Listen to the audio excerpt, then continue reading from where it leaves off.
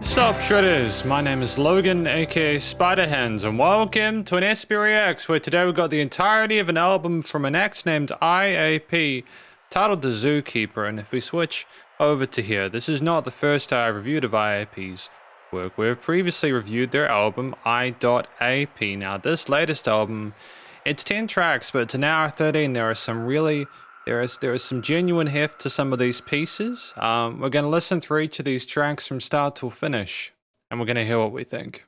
Starting with the end, let's go. What have we got?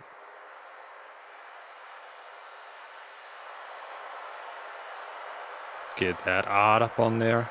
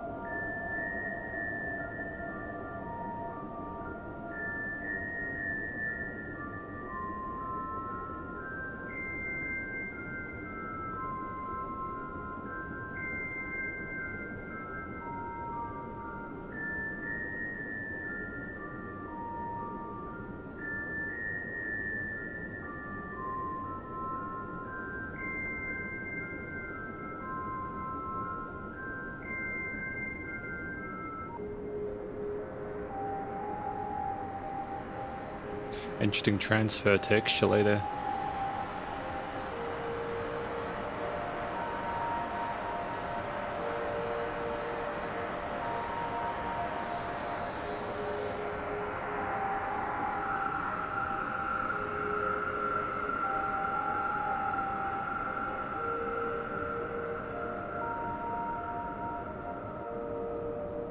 There's an interesting contrast with some of those harsher noise textures.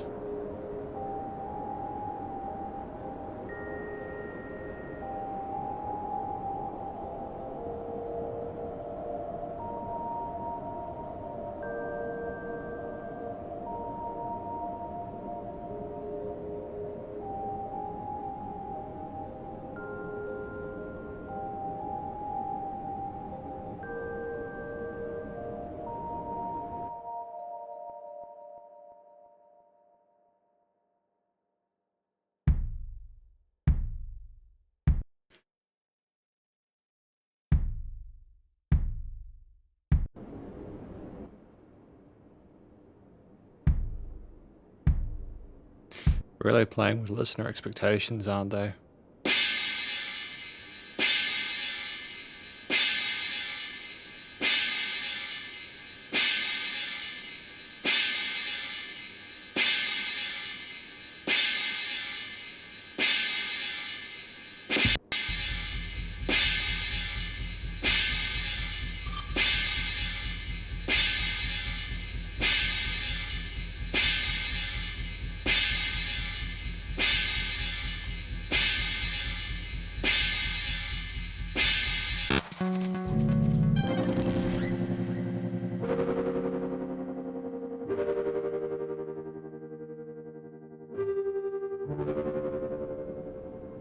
Heavy tremolo there.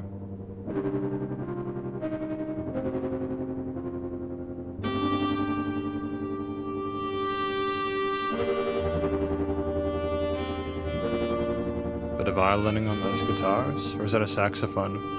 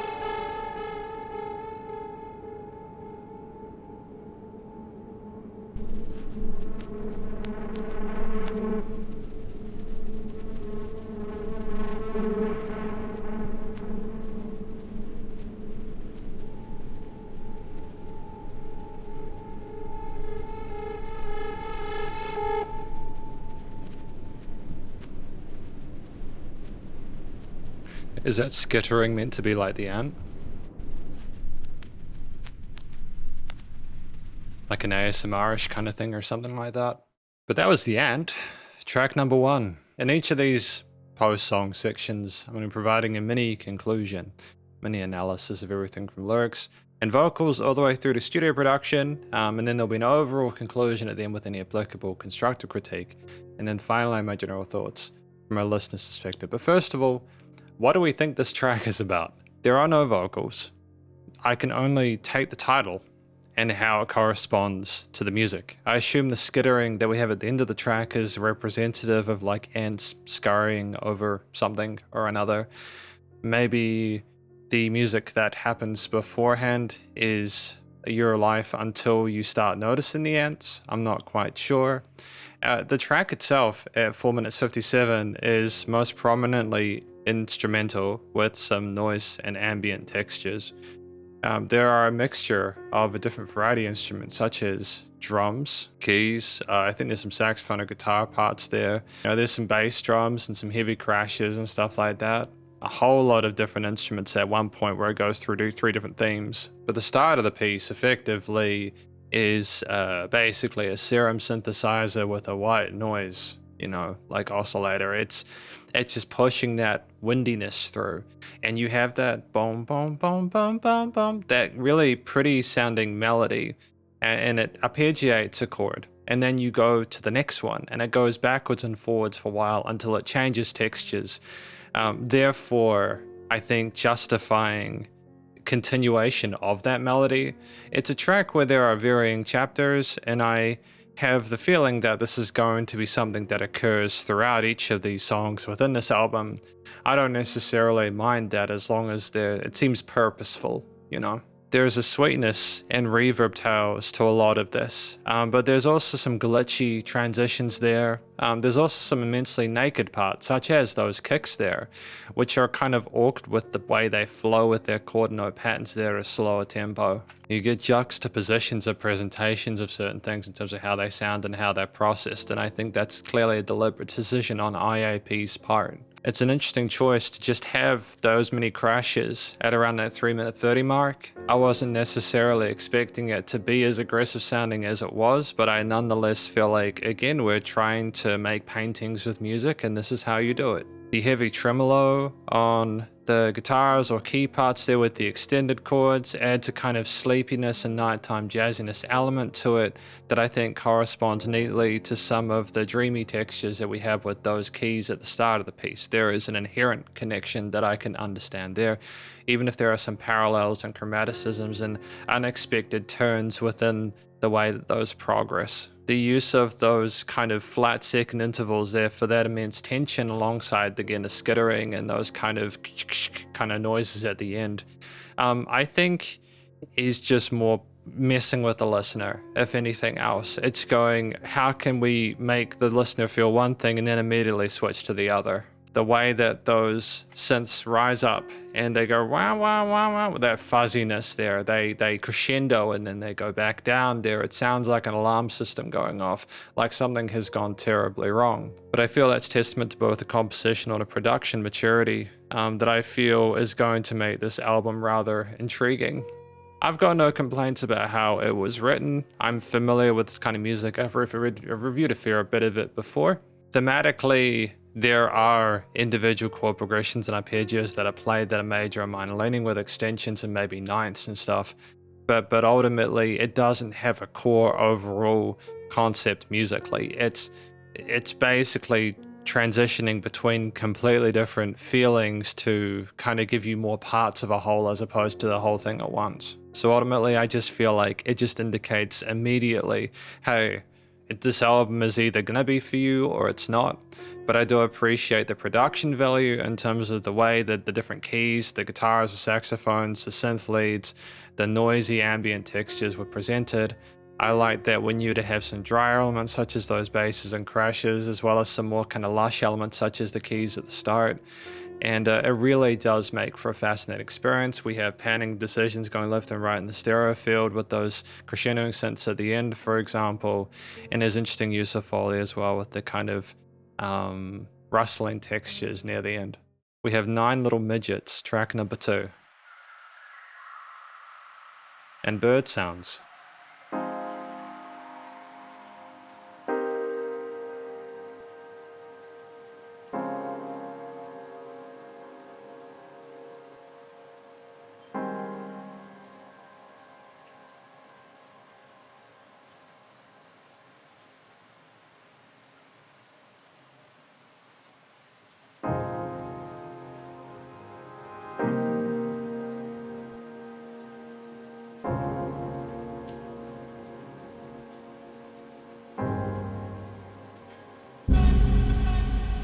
Oh.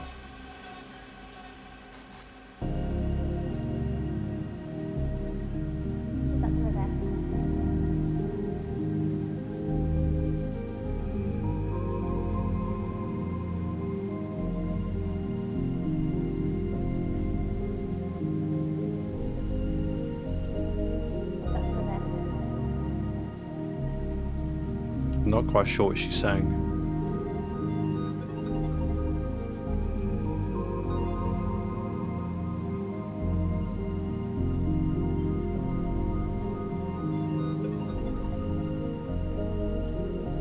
Cute little video gamey sub layers and a kind of fun subject sub lead.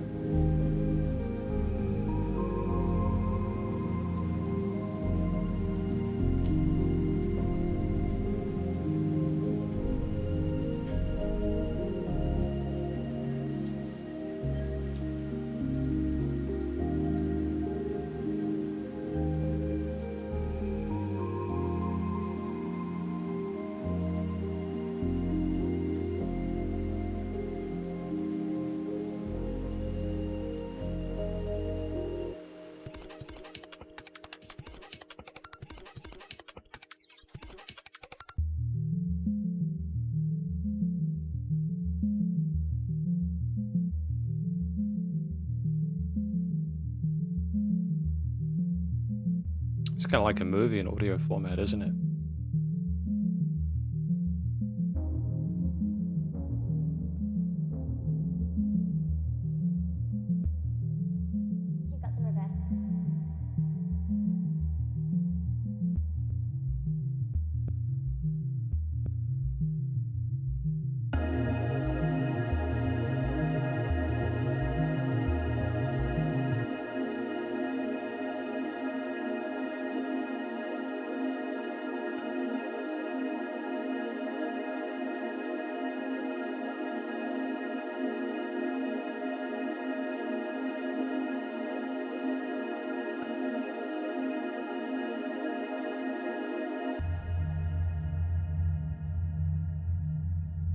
It's like they're cognizant of the point they know people are going to start asking questions.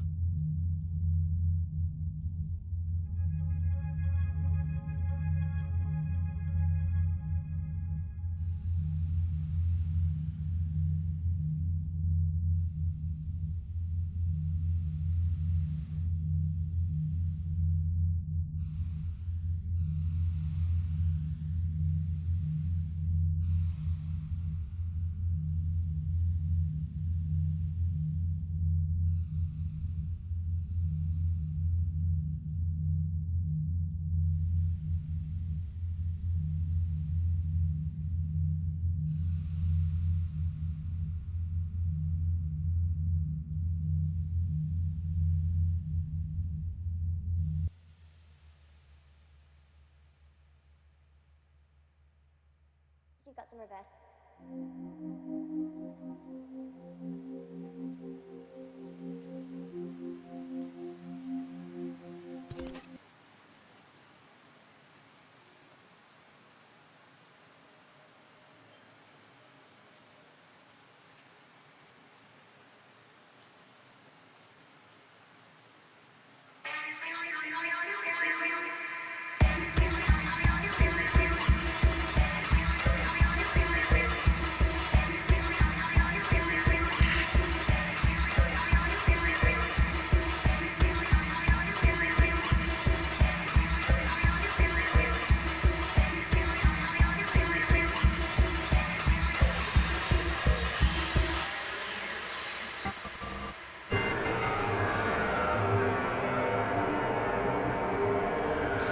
Why though?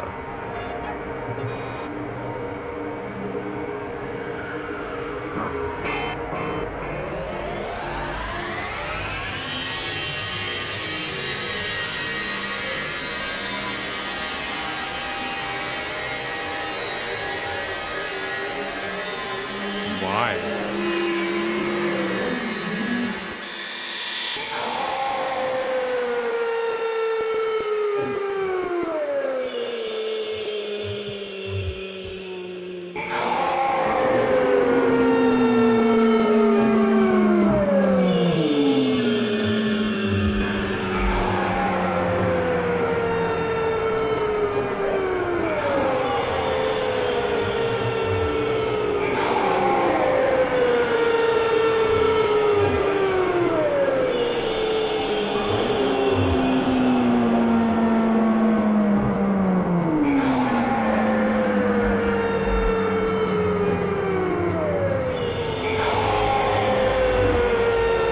I mean, it's just deeply unsettling, isn't it?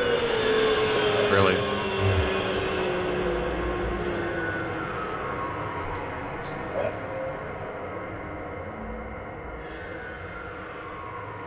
It's just deeply unsettling.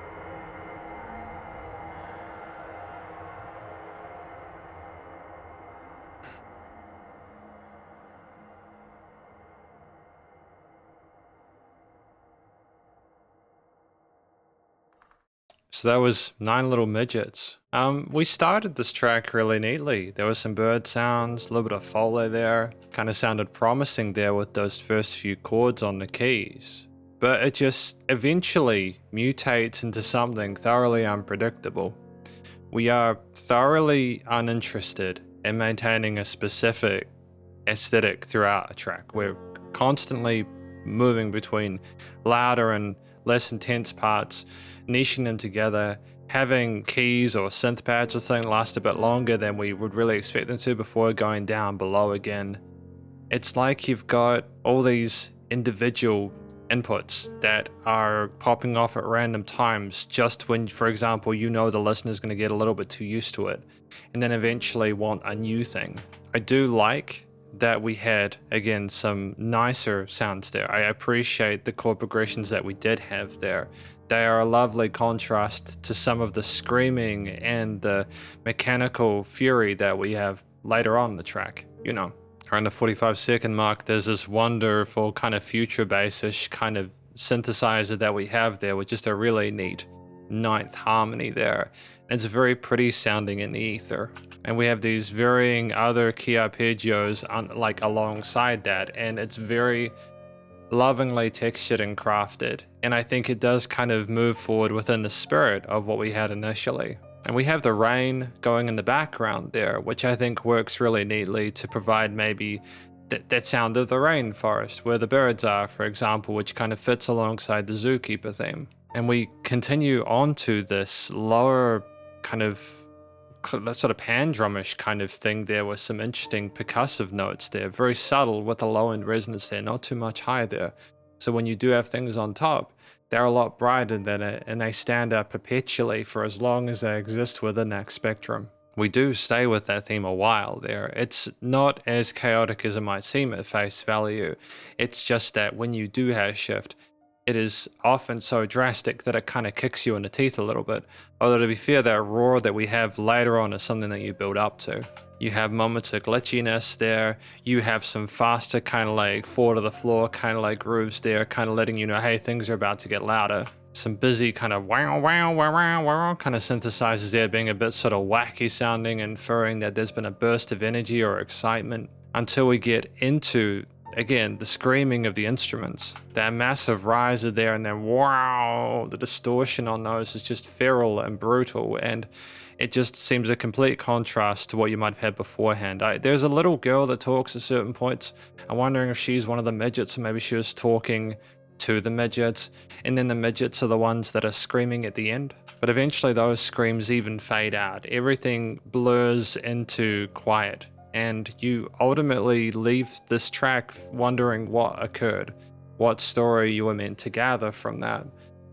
You're not really sure whether the Zookeeper is actually doing a good job or not. Nonetheless, the individual components are compelling. There's some interesting processing on them, which that makes them a bit sort of like experimental avant-garde. There are ways you could have potentially cleaned up the EQing of certain parts, such as that 4 to the floor bit kind of grew around the 5-minute mark. You know, that might have made it arguably better to listen to or less kind of chaotic, but it was treated in a way by I.AP that was made to clearly make it deliberately be like that. Everything from a production perspective seems intentional, which is a huge plus. There are even moments of quiet, such as around the 4:06 mark, there were things that they just pause there. And it's such a powerful thing within a track silence, you know, trusting the listener to stick with you when I know there's further time left. It's kind of giving them an out in case you've got something heavier next, saying, hey, you know you stuck around for this. You knew there was more to come. And that's right before the lady says something else. And then there's some wah wah wah wah, kind of like synthesizers coming in there. And then you're just kind of back on that rise again. Similar comments thematically. There's extensions to those chord progressions which make them a bit more sort of harmonically sophisticated, but there's no direct sort of key signature or sort of main idea within it. It's very much a culmination or an amalgamation of different ideas that do transition quite neatly, even if they're chapterized. Studio recording, mixing, and mastering, again, interesting stylistic use of production. Generally, again, when we want things to be atmospheric and expansive, we know how to do that. We also know how to push things so that they do sound uncomfortable. The screams are such a visceral sound within this track. And so ultimately, I do feel like Nine Little Midgets is a great song, even if it isn't necessarily for everyone. We got track number 3, Sword.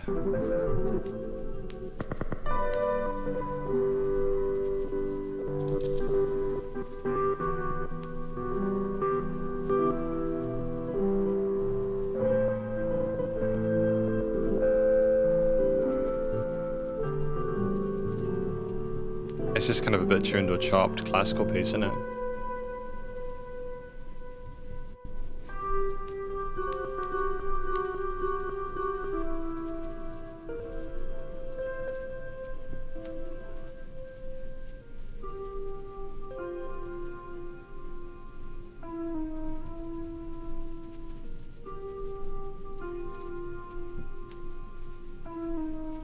Interesting use of vinyl crackle in the background to make it a lot older than it is.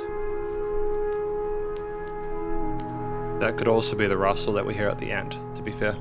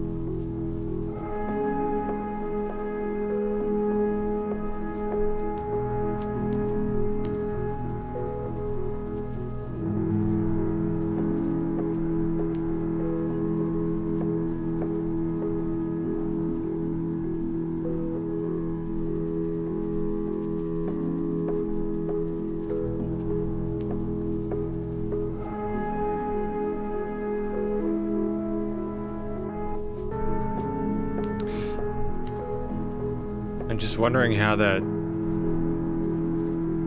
making these synthesizers. So you can tell there's some filtering, you can tell there's some EQing going on.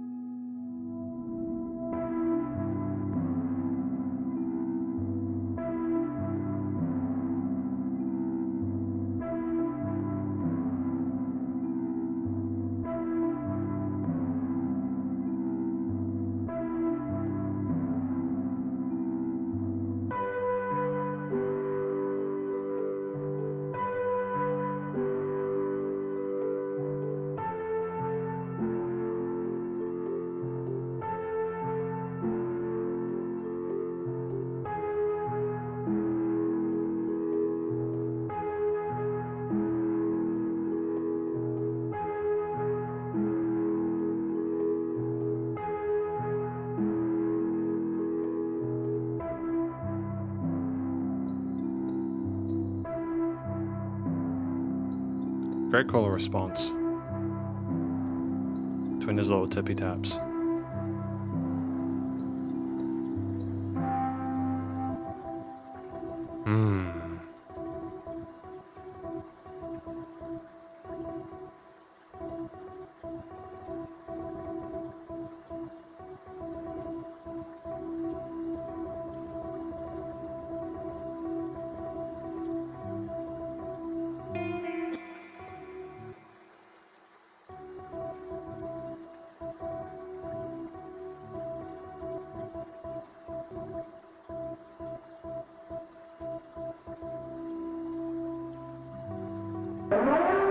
Oh. Alarm sounds.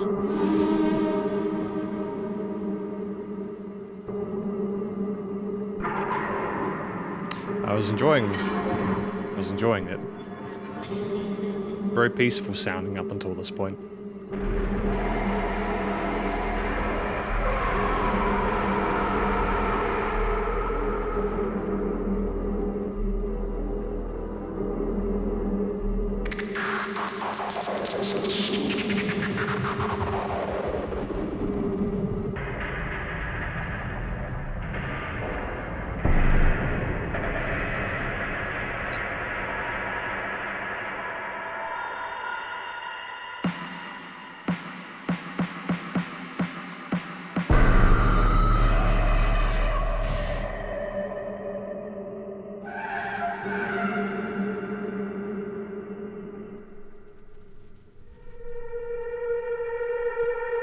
And it's really effective in terms of its application of animal sounds, you know.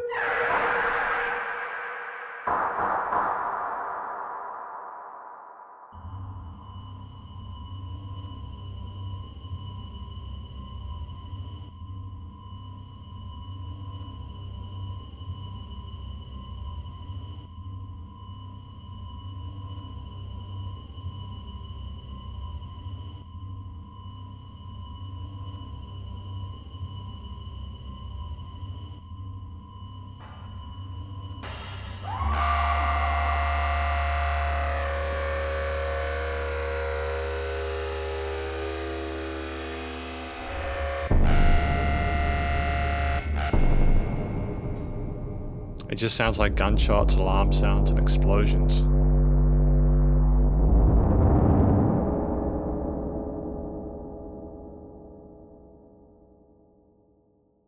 But why? Why was Sword like this? Why is the song like this? Because that was track number 3. I checked out Sword, and basically it's a misspelling of sore, I understand, which I assume completely is done intentionally by I.AP here. To be fair, it does sound like a lot of the those kind of sounds that you have later on do sound like gunshots, and there are some animals that are screaming, so maybe there is also a missile blast or something at the end. That sub drop with the distortion there, the 808 with the distortion is maybe the explosion, the wave that comes out of that, you know, the shock wave. But it's just such a lovely track at the start there, beginning with those keys there, playing that little classical sounding piece. It's very kind of pretty sounding with the major leaning. Granted, you got the vinyl crackle on it, which makes it sound a lot more vintage than it might do outside of the synthetic leanings with the chippy choppy stuff that's going on with it from a production perspective. But ultimately there, I just think it's a really interesting thing to have most of this track be relatively pleasant to listen to.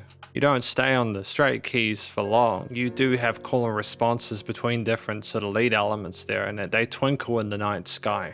And it's a very easy to follow dun dun dun dun dun dun dun. It kind of a very satisfying loop that they follow for the most part there. You just kind of maybe lulled into a false sense of security there. When the alarm sounds come and things just get really kind of like crazy. There's this kind of light kind of gain to it as well that gives it this kind of warmth there, this very pretty sizzle to it. And I appreciate that glow to it. There's a lot of room in the arrangement for it as well. We're not rushing or sort of squeezing out those notes. There is quietness or a blank area without it. You know, we're not oversaturating the listener. You have more of the Foley around the 4-minute 30 mark, for example, as well. Some of the rainforest sounds, such as 9 Little Midgets, which I appreciate. It's nice to have that continuity between elements until things get a bit more berserk later on. There is massive, kind of like almost like ape-like sounds that you have, and the Foley stops at that point. And I just feel like maybe things were okay until they weren't. Like we had that big explosion, that roar, everything went quiet, everything stopped moving, and then effectively things just went to shit after that. That's my interpretation of it. Something was sore, something got hurt, there were repercussions, there are consequences. Ultimately though, I feel like it's probably my favorite one so far. I just really appreciated how peaceful a lot of that track was, rotating around those major tones there.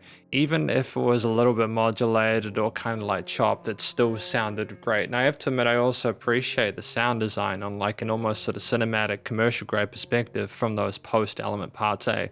The rises, the siren sounds and everything, knowing how to push the sub bass on the 808s there and kind of get that sizzle to it.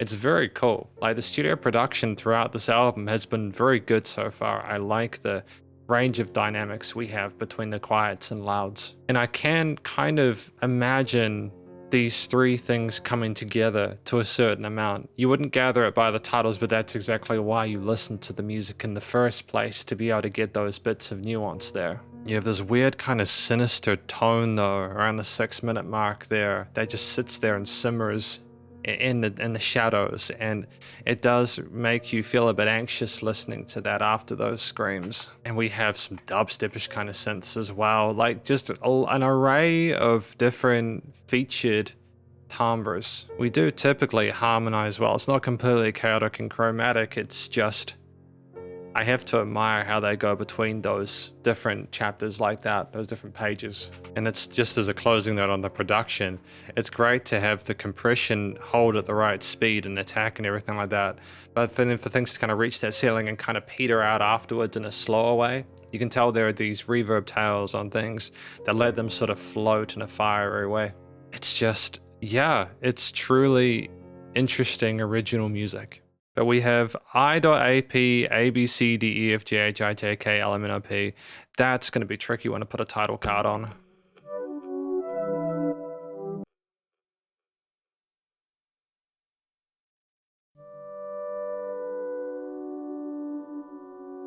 Let's just go through the whole alphabet again.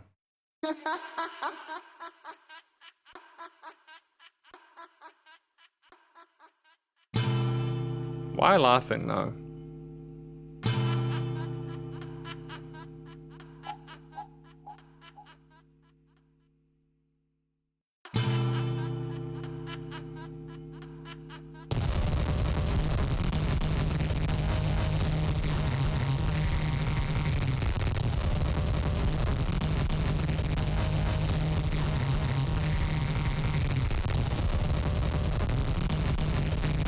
Just horrifically distorted original themes.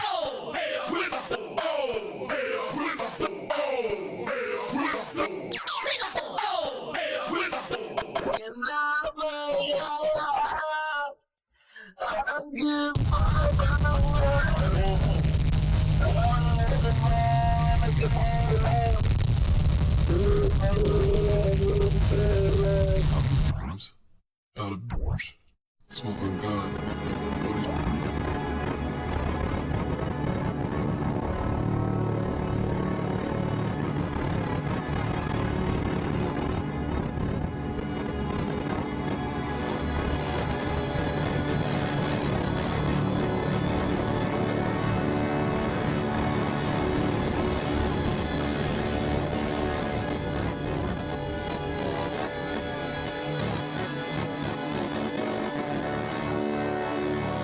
This could potentially be a long 7.5 minutes.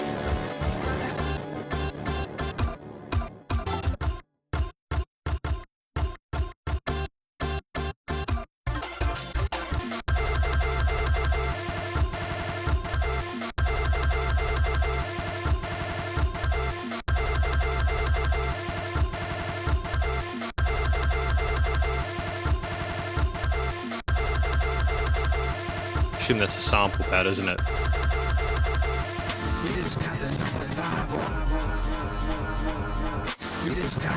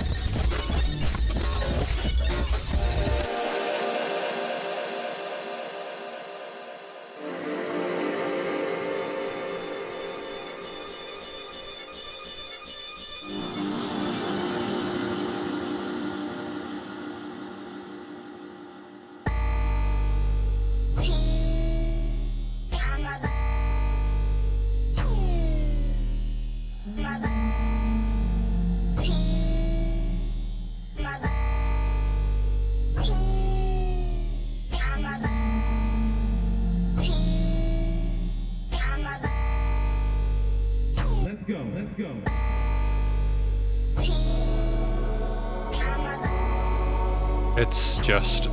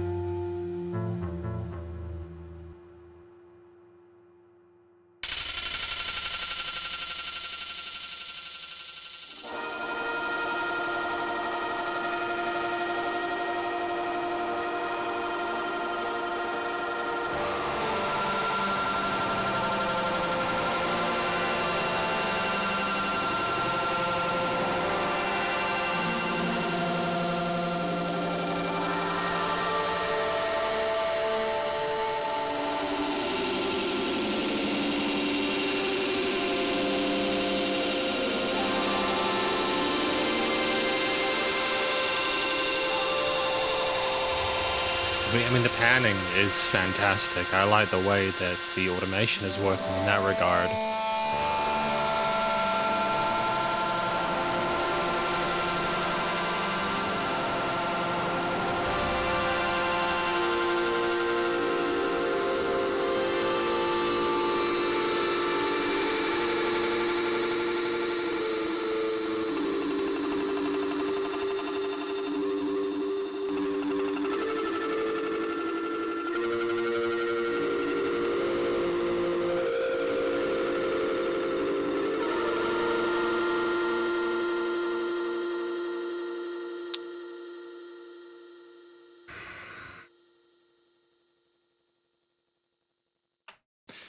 So that one was a lot. That was I.AP, I.AP/ABCDEFG, basically the alphabet twice, if I'm not mistaken.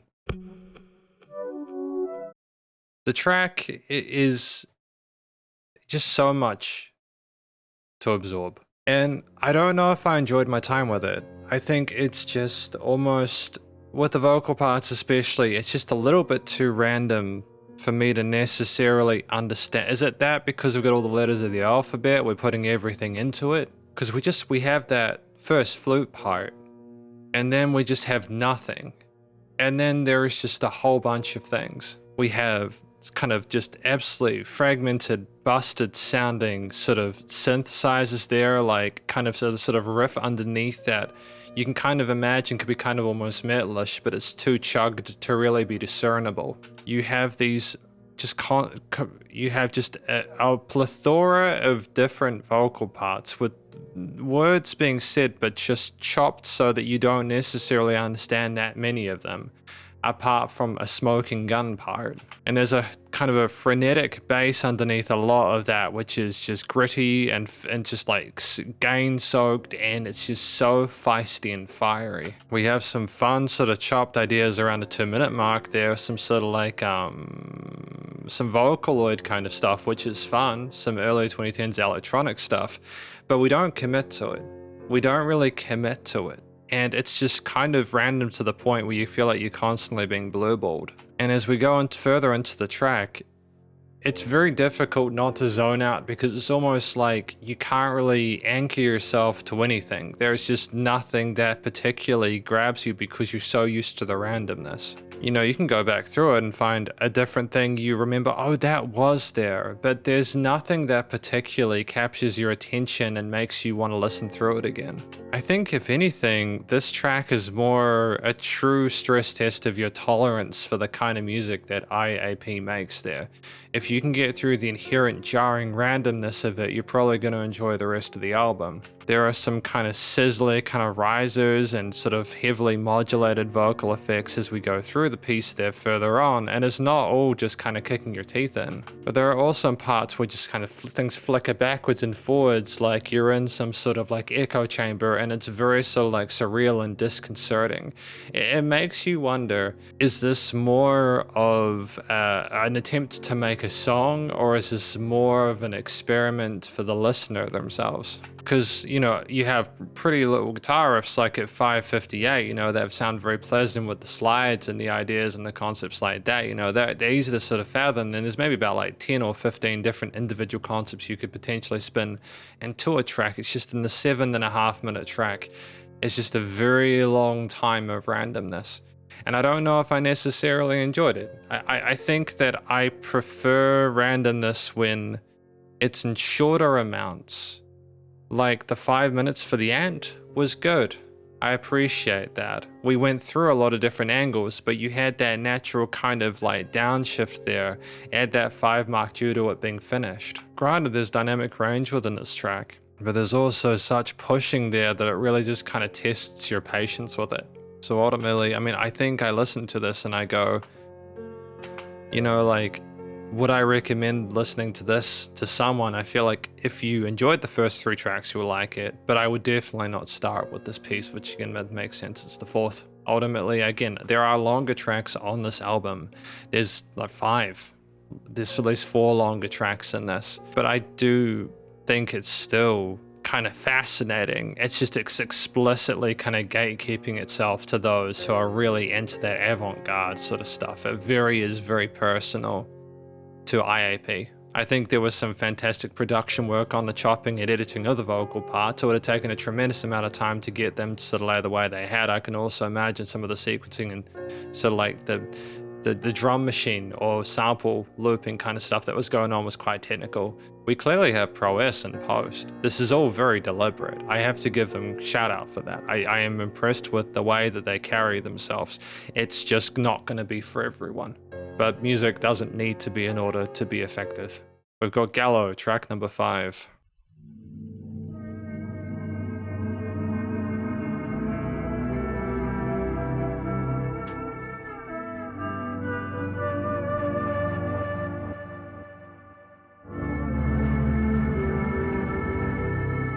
Like, I wonder if they have the same master chain for all 10 tracks, or if they adjust per...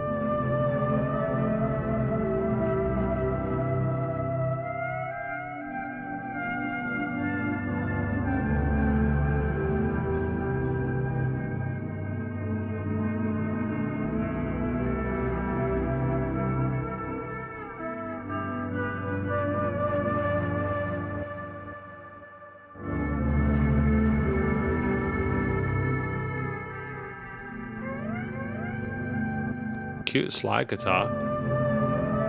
Or portamento, I suppose. Or glissando.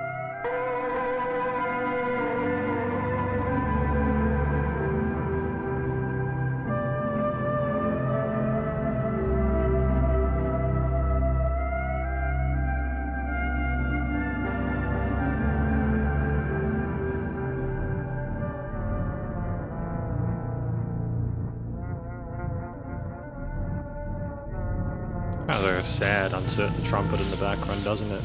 Trombone.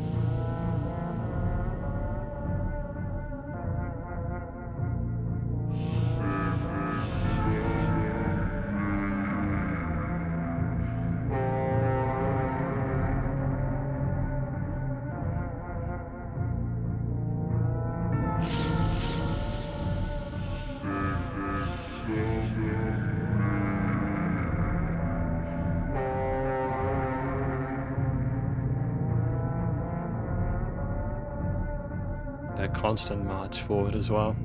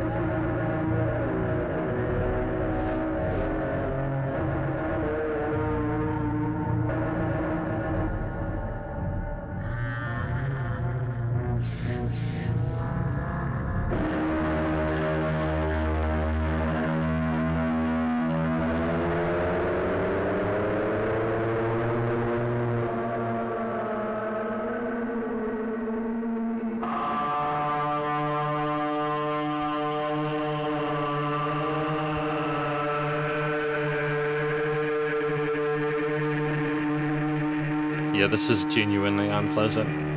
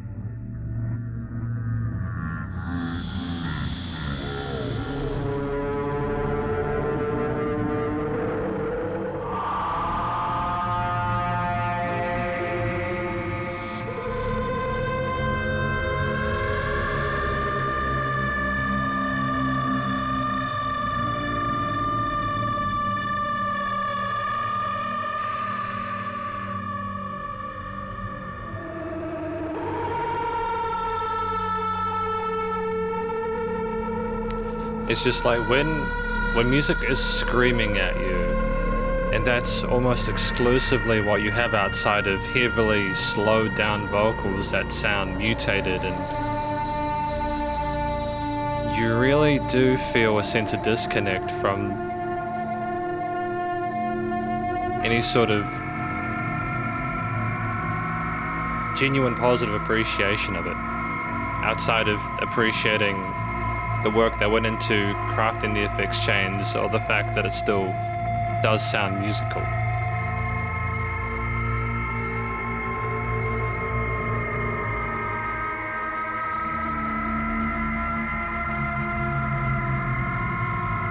It's so thoroughly unfiltered, you know. It's completely void of trying to sound palatable. Oh no, it's not. That's not fair. It's not like it's just screaming the whole time with distortion. They are planning out the length of certain things. It is deeply upsetting and horrific.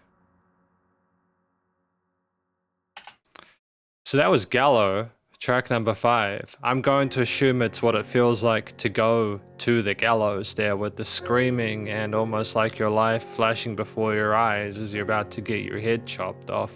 That was a shorter piece than ABCDEFGHIJKLMNOPQRSTUVWXYZ, etc., but it felt as long. I think that you're gonna need to be seasoned in this kind of music to really appreciate or to get through it. It's a challenging listen. You have these heavily kind of warbling brass elements that perpetuate and fill in some of the gaps between the screaming and the heavily slowed down vocals that go like whoa, whoa, whoa, whoa. And there are some pleasant sort of keys, but again, they're heavily processed to be kind of like you're in a fever dream, if that makes sense. It's very kind of wishy-washy and surreal sounding. They're very pretty, don't get me wrong, it kind of sounds like it could be in a horror movie soundtrack. The sweetness of the complete sort of like the mind-blowing altercation. It's like a surreal bad ending to a horror film. This is the kind of music you might hear in that.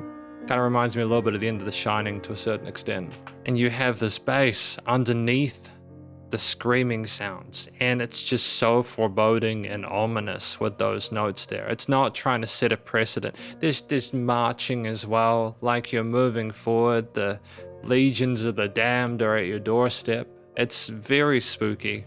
It's so sharp when it is trying to be that it kind of cuts at you and grates at you and makes you want to put your head through a window. I'm not usually this kind of like, how do I say this? I don't listen to music that makes me feel this kind of combative about it as a reviewer, but it almost seems to me like the music is trying to attack me a little bit. Like it knows exactly when it's kind of tried to do enough that when it comes down, it's kind of almost playful in how quiet it is, but then it ratchets itself up again. It's intense, and I think that again, I can appreciate the isolated moments, and I like my heavy, I like my heavy stuff. I like my chug chugs. I like some of my extreme ambient stuff. I dig it. This is kind of pushing that tolerance a little bit. Most of this I appreciate. It's just that one part around the 4-minute mark where it was really kind of sticking at me. It was just an extended period of that. And it was excruciating, I think, in part because of the way they deliberately made it sound that way, stylized in the post-processing, the mix and mastering. These are deliberate decisions. They are not accidental. This is not trying to sound nice. And I have to respect that creative direction there, you know. A lot of the time, that is antithetical to a listening experience, is to make it difficult, but you know, it's okay. Music doesn't need to be easy listening in order to be effective. I just don't know if I would want to listen to Gallow again. I kinda liked Sword a bit. I think there were some parts of Midgets which were cool simply from a sound design perspective. In the end, had some sweet stuff at the beginning, but it's gotten progressively more challenging.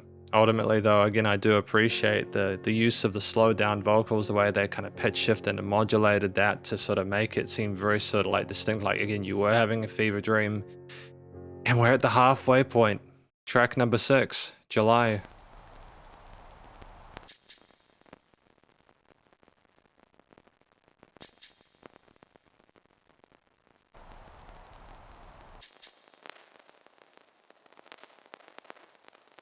Heavy vinyl crackle. I wonder if they're using the iZotope vinyl plugin.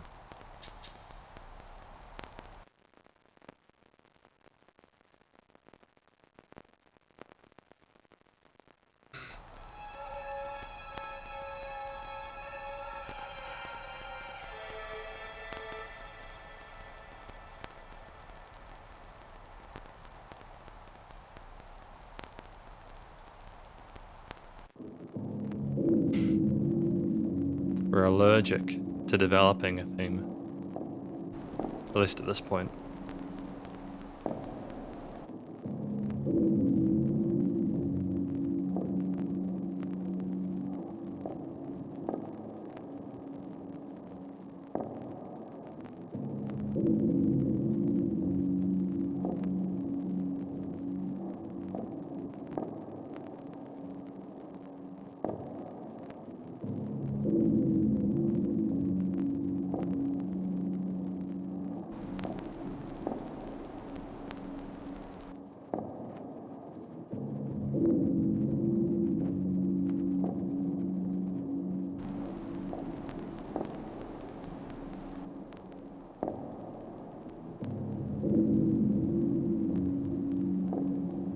I like the footsteps.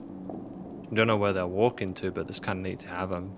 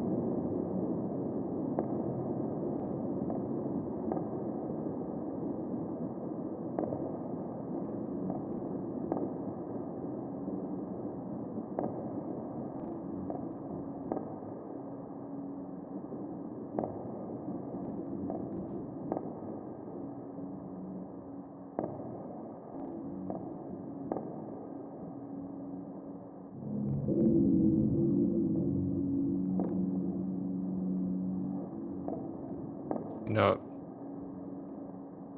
I say that we're allergic to developing something. We keep on this for a really long time.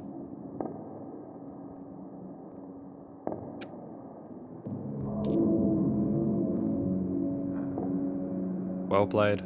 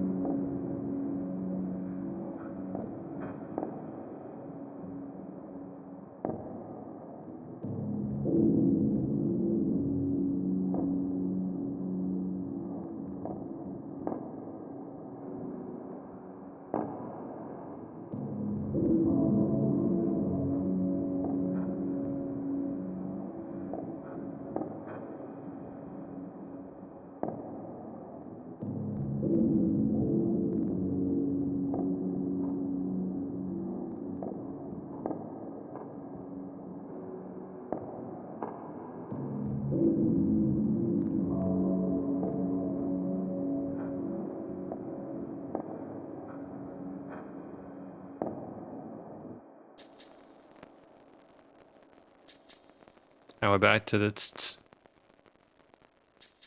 vinyl crackle. Practically an intermission at that point, eh? July. What is July? July has no vocals in it. July is effectively a kind of an interlude. It's very low key. You have this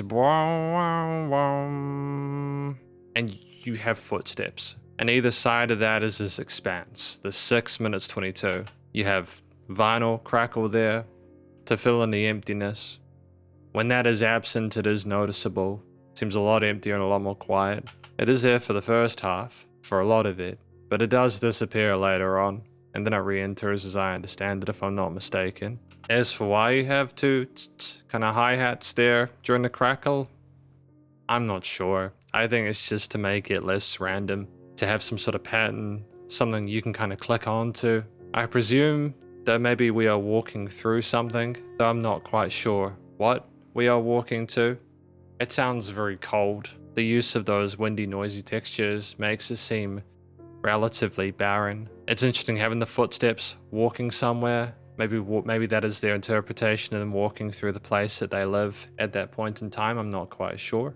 But the footsteps never really leave that much. It's either the hi-hats or the footsteps. And there are occasional bells within a similar range of the frequency spectrum to those main sort of synth leads, but like aside from that, and occasional increases in intensity, some of the noisy parts. But aside from that, it's a similar sort of design. And what I will sort of mention just for the sake of transparency is, after a lot of these other tracks being quite random sounding in certain elements, this one is ironically very safe. It's a juxtaposition. I think it's a deliberate sort of sense of awareness of how kind of chaotic some of the other tracks have been to allow more of a consistency across July. Maybe the Gallows are in their head and July is their reality, I'm not quite sure. Ultimately, it's quite unique within this album.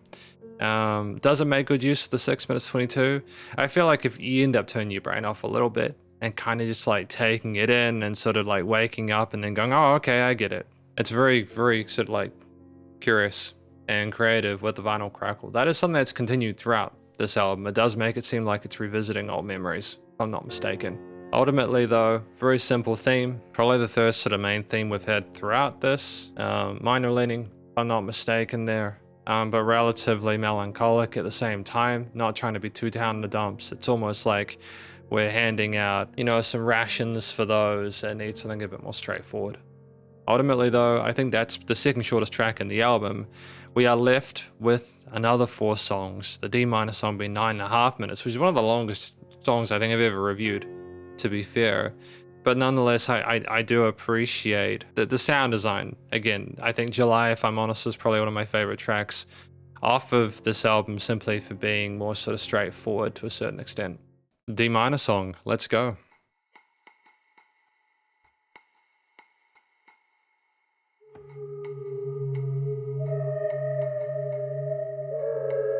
It's crazy to think this song is as long as some EPs that I've been sent through nowadays.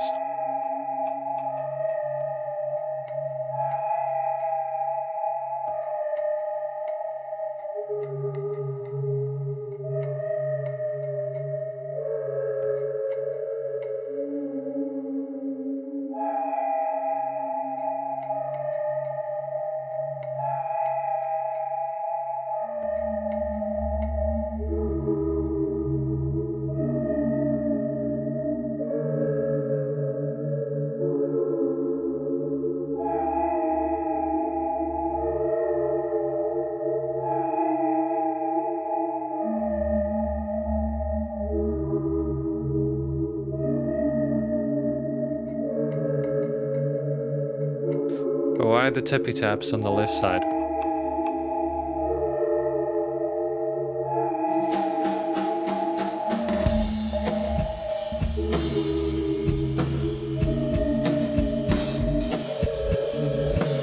Why the reverse takes on the drum kit?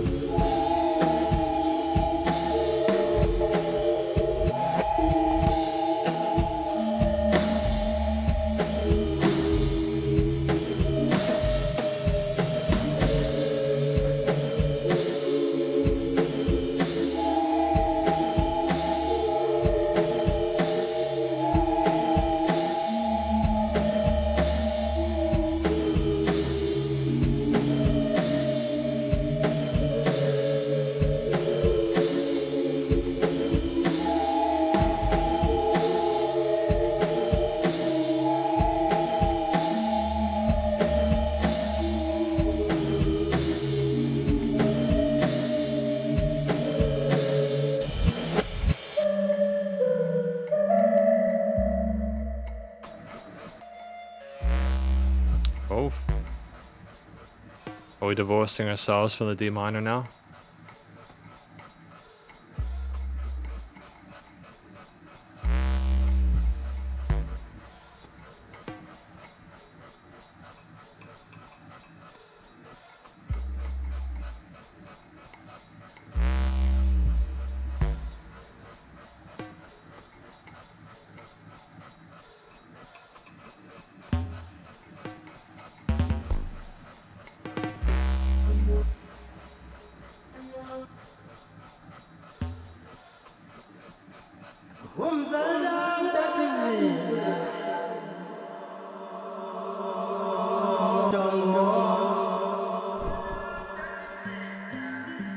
I'm on my way for real.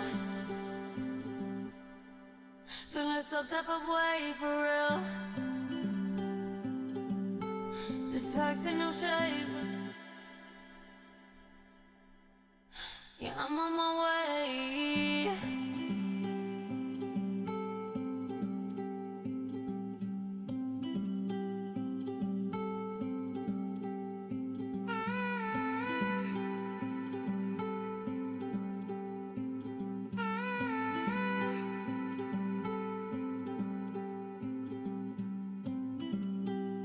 But it's no longer in a major key, is it? Or in a minor key, should I say?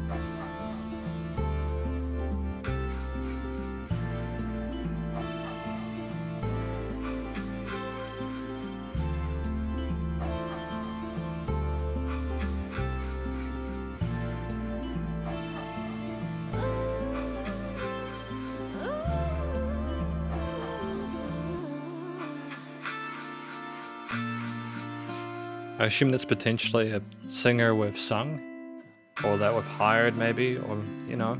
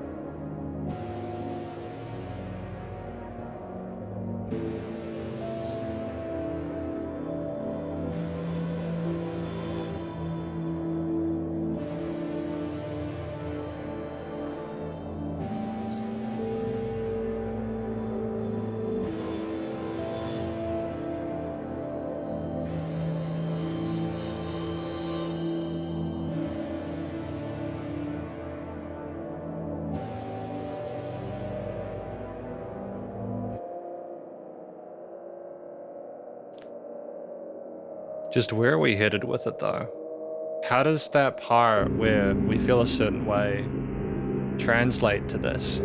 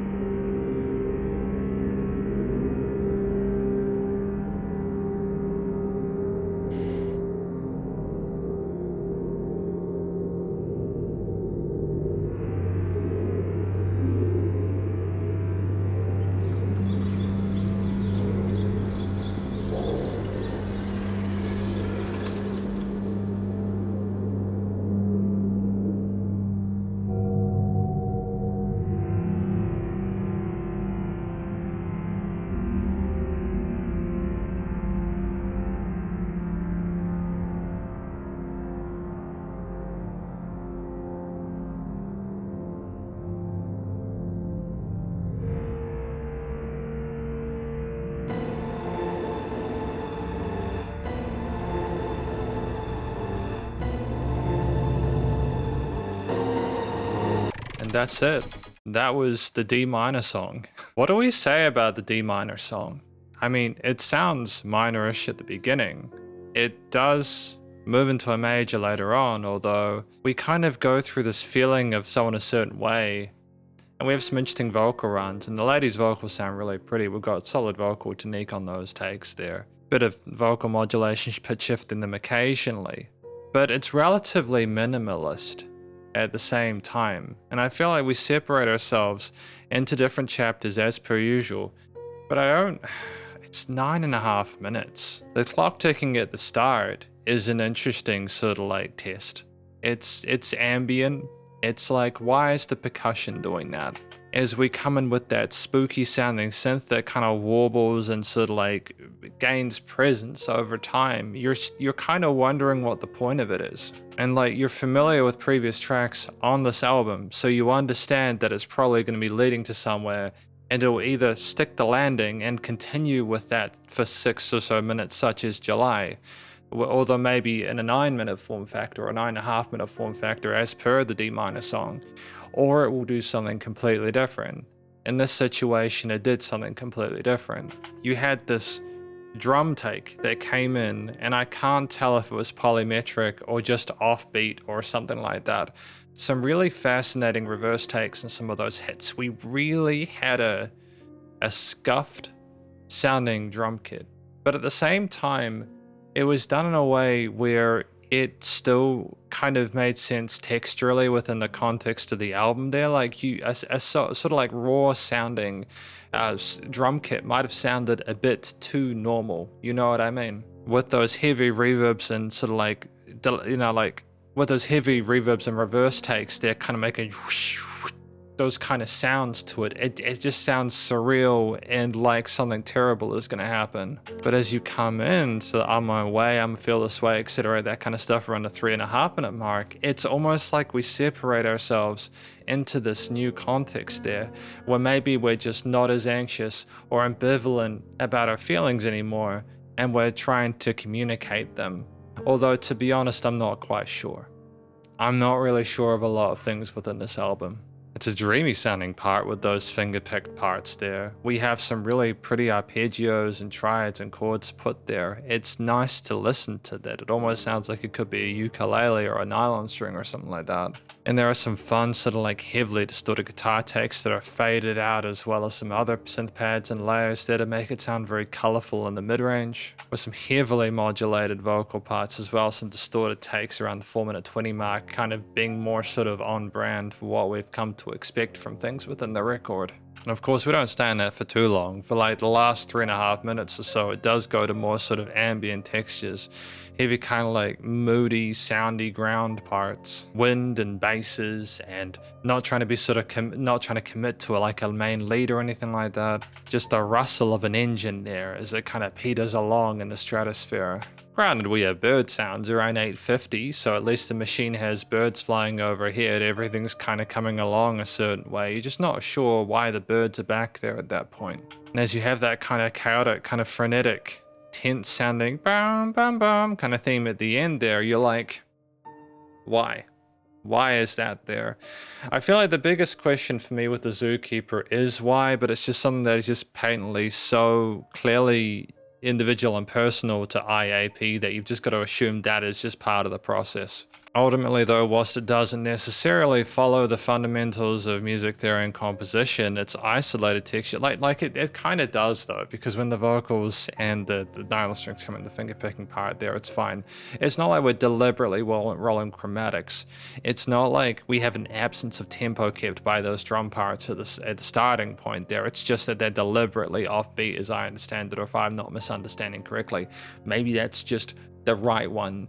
I don't know. We're making assumptions. Regardless, it's just a surreal, trippy sounding track there that was a long listen, and it had a lot going on, but it was more varied than July, so I kind of appreciate that. I have literally no idea what to expect for the next 3 tracks, but it was nice to hear some really pretty vocal melodies on top there. I like some of those runs. They were very, very good. We have track number 8, Amerasdogsida.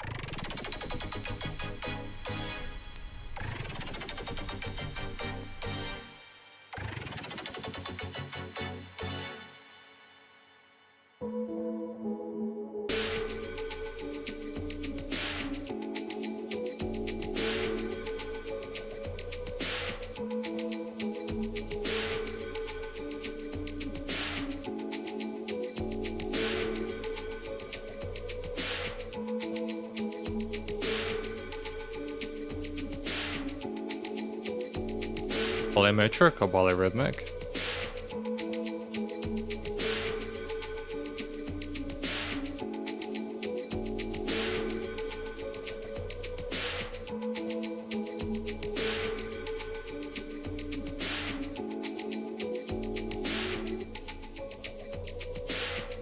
Oh, it is 4/4.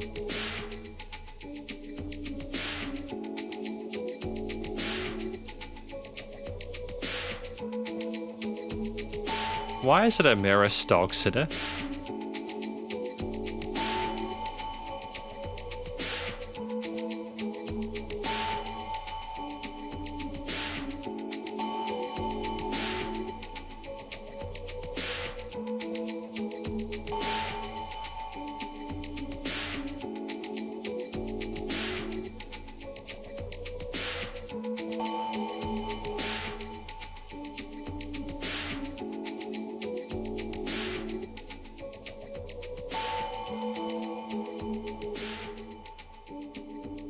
Oh, fade out with automation, volume.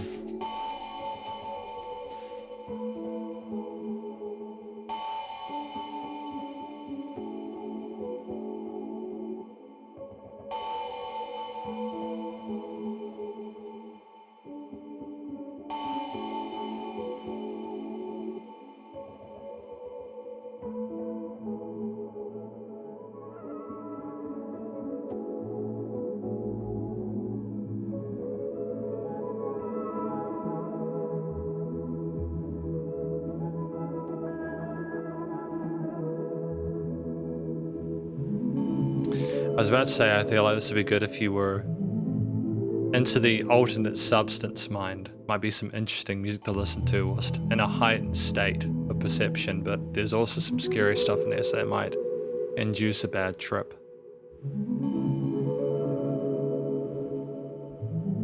Yeah, I don't know if you'd like the screaming if you were doing some questionable substances.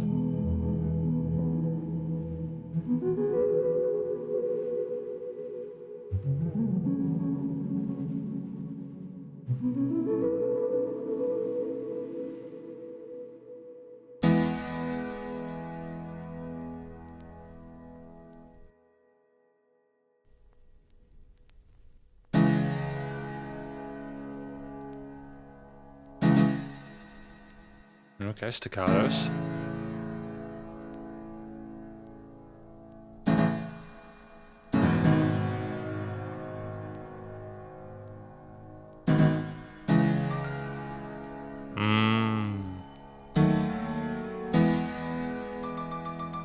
Oh.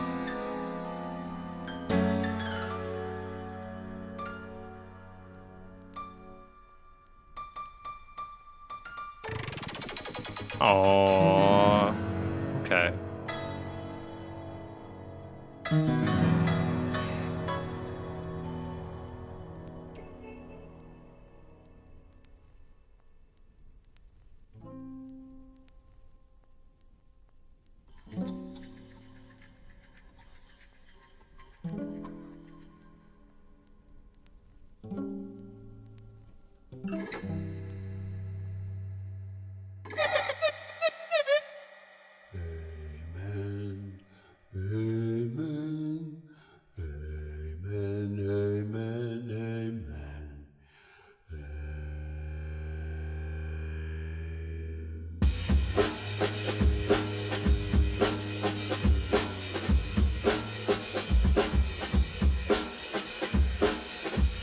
Amen break.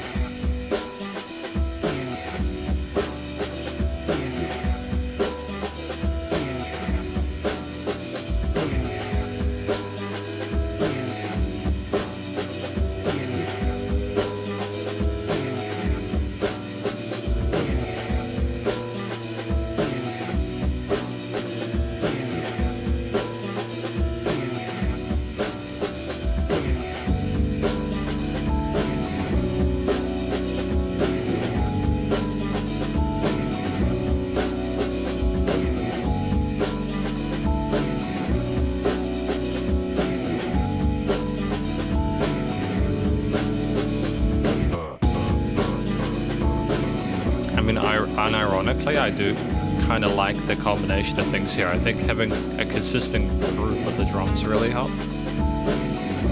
That might have potentially been a predictable thing on I.AP's part, but I'm not sure.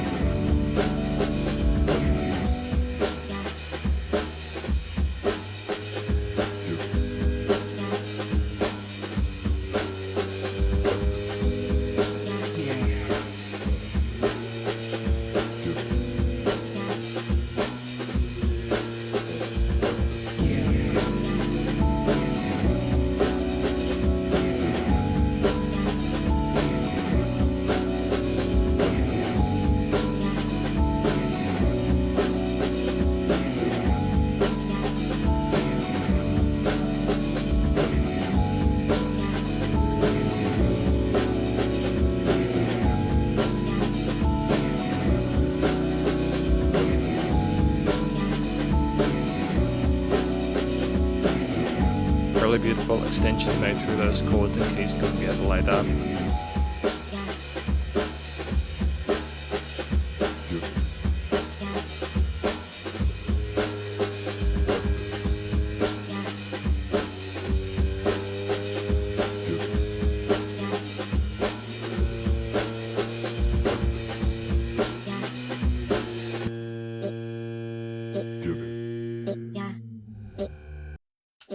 Honestly, that was like the closest thing to a genuinely pleasant listening experience that I've had so far throughout this album. I mean, I did like parts at the end and some of the other tracks as well. The middle part of D minor was cool, but this one, I just liked the last 4 minutes of it. It was just, even with the kind of atypical, unpredictable, irregular vocal chops on top, the amen parts there, just the drums with the keys, just really, really sensational. I mean, this is an 8-minute 20 track though. There's quite a bit going on here, even with the lack of vocals. I think the vocal parts with the amen was more of a reference to the drum sample that they used. And yeah, granted, the start, we have a completely different feel with the dun dun dun dun dun, those sort of synth sequences there, kind of slowing down there, going down steps there with different notes, setting a key signature there. And there's an interesting groove on that electric kit at the start.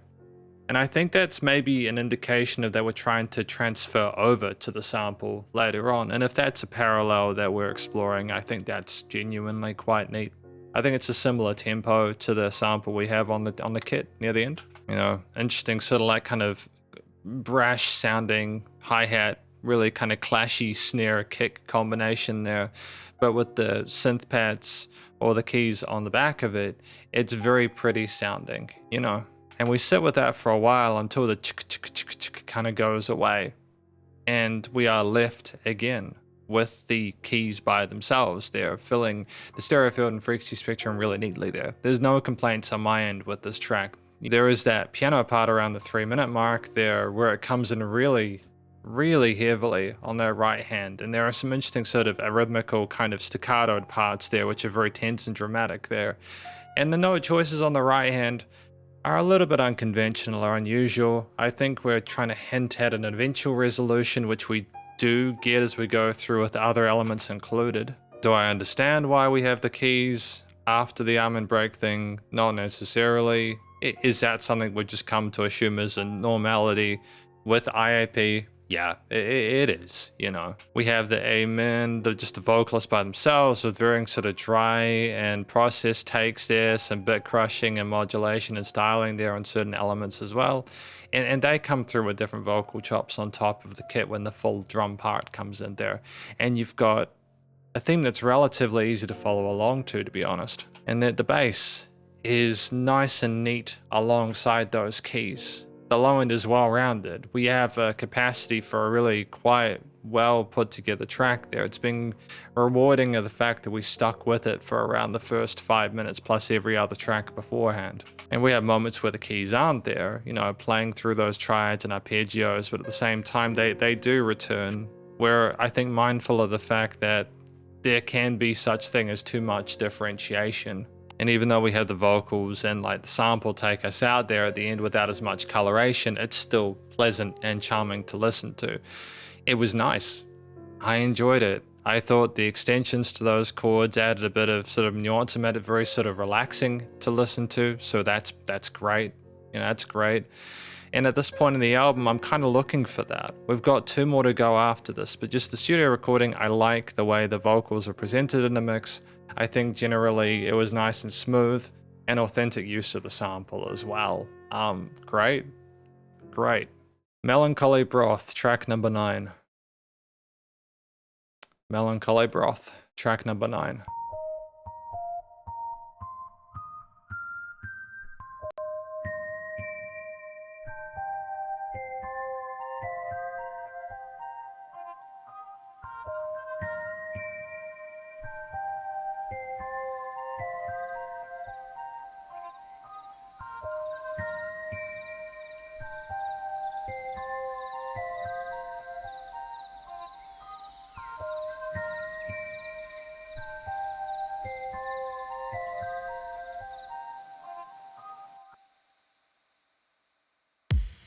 Okay, we got kicks.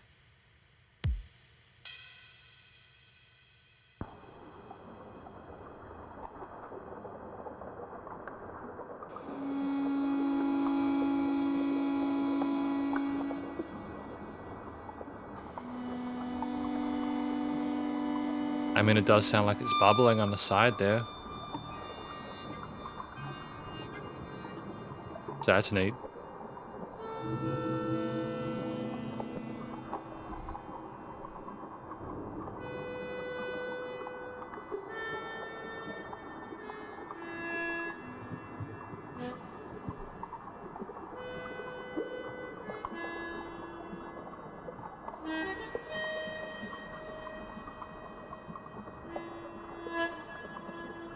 I do like my harmonica. Oof, sharp, but still, it's neat.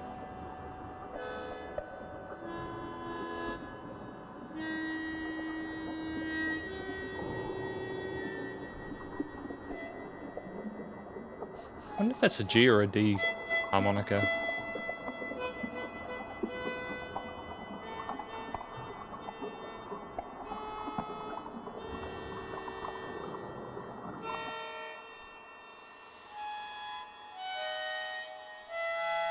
The fact that you can hear the breath. Man, that's actually quite good production. It's really clean.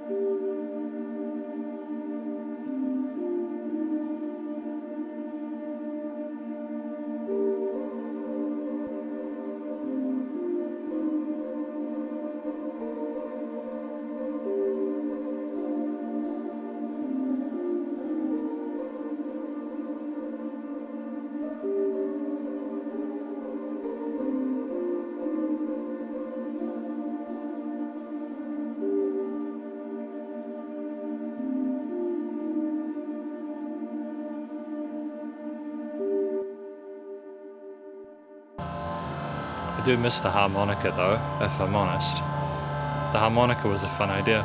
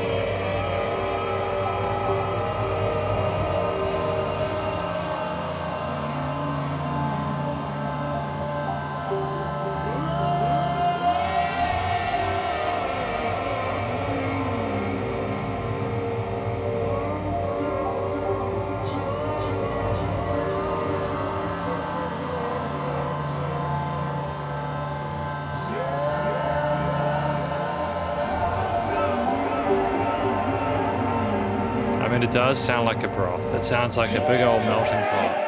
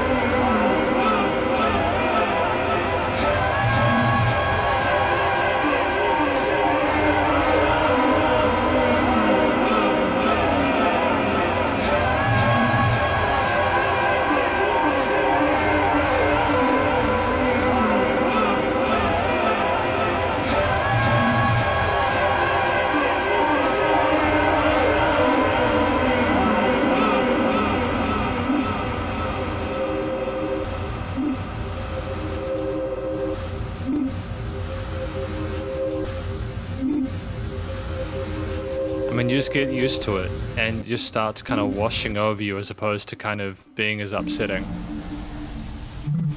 It's just kind of a surreal, interesting thing. Ironically, it does become almost melancholy, you know, because it starts to make you sort of feel the same. Your brain just kind of sort of levers it.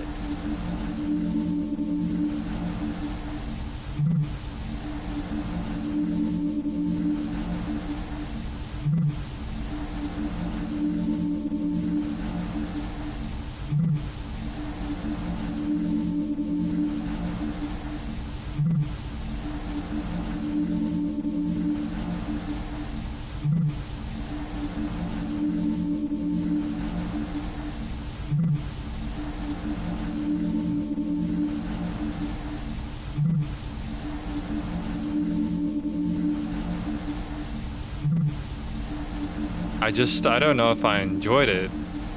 Again, I can appreciate the work that went into it and the musicality of it to a certain extent.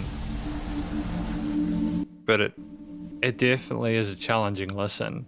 And I have a feeling that there's going to be a bit of spice to JTseB, track number 10. We'll talk about this one first, Melancholy Broth.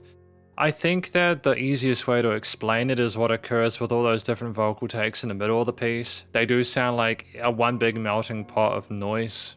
I think it's just noise. Starts simply enough with those cute little synth leads, those notes there just coming ba-boom, ba-boom, and it's very friendly at first. And if this was the first time that you'd listened to I.AP, you'd be put into a moment of disbelief when someone has been providing maybe the feedback that I have across the other tracks. You'd be like, what are you talking about? There's not a zaniness and craziness. This is easy to follow along to. Especially with the sound of the cicadas and the chirping and the foley that you have around the 30-second mark. It's very sweet and very easy to follow along to at that point. As you start to get into that bubbling though, on the left side there, that atmos, the recording there, it's very cool. And it's asymmetric as well in the panning of the stereo field there, so you're kind of wondering why that is there, almost like stuff's being put into it. But it does move to the other side, for example, around the 150 mark as well. So it's truly is a surreal experience there. The harmonica that we have is fantastic. I dig that. And I do think that they automate the panning of the pot from the left to the right as the harmonica is played over top. We play cute little melodies and occasional chords there, and it's very palatable to a certain extent for the most part over the first 2 minutes or so. Even when we get into that 240 mark and you've got those warbling strings there with a little bit of animosity, just a tinge of it there. Its stings are still kind of serene because of the way the notes kind of couple alongside it there. You've got these slight chops in the background there that aren't being too abrasive at this point, but it does get more intense from there. There are these kind of noisy, kind of gritty sounding industrial synths that are just kind of that's stressful to listen to. And as you get more vocal takes in and they get added to the melting pot, you just really do start to appreciate how ambitious it is.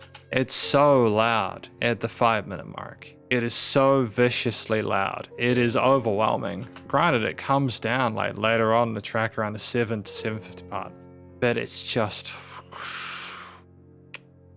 yeah, it's not probably the best track to listen to as the first one off of the album. And a lot of the glitchy kind of stuttered components within the last minute of the piece are, you know, child's play in comparison to some of the more challenging adversarial elements within the midsection of the piece.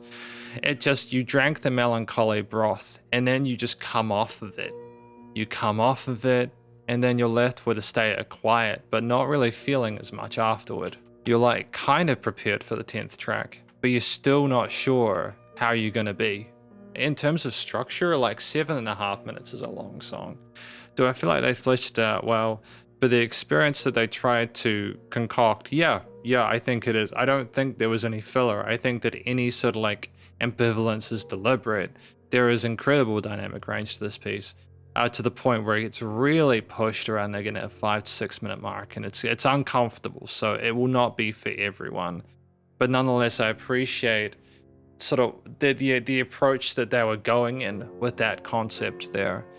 It's antagonistic, but there's still a sense of, as I mentioned, musicality to it. There are some interesting chord progressions and sort of like triads and susses and extended chords and stuff like that. And ultimately, it is just a hodgepodge of different ingredients within that pot. But ultimately, no complaints really, aside from just a general feeling of just needing a moment afterwards, I suppose, needing a cigarette.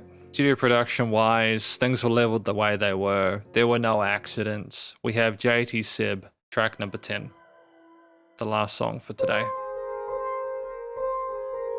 What has I.AP got in store for us today?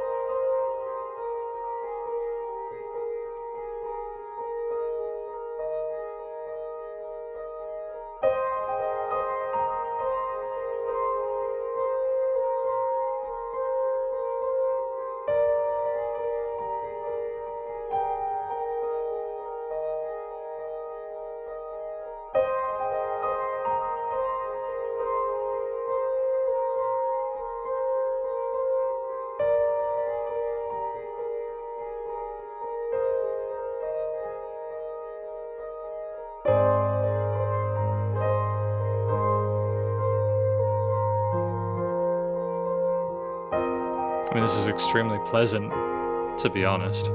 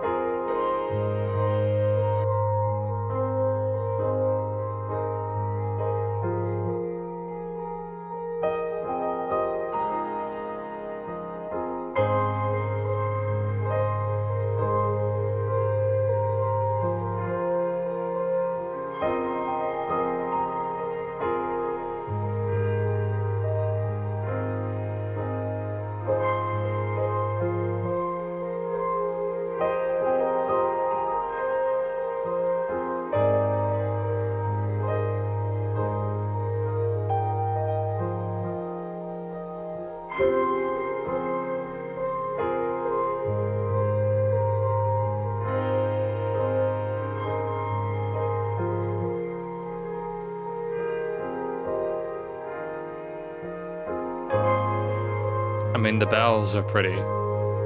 Things are glistening and shimmering. It would be it'll be really interesting to see if they keep this up. I don't see why they wouldn't, to be honest.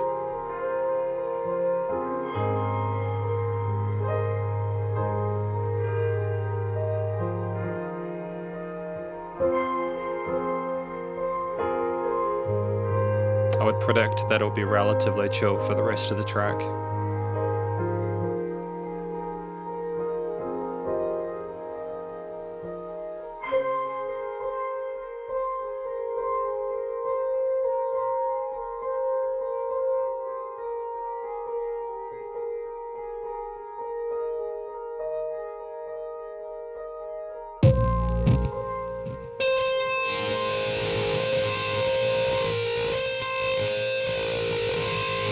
That is such an aggressive guitar.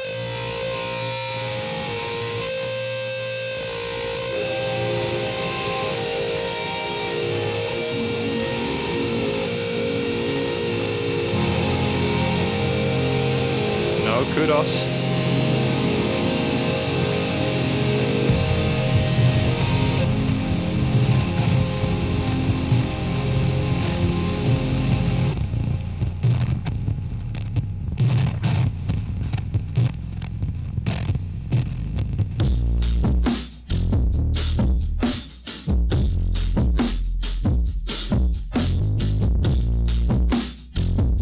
Why?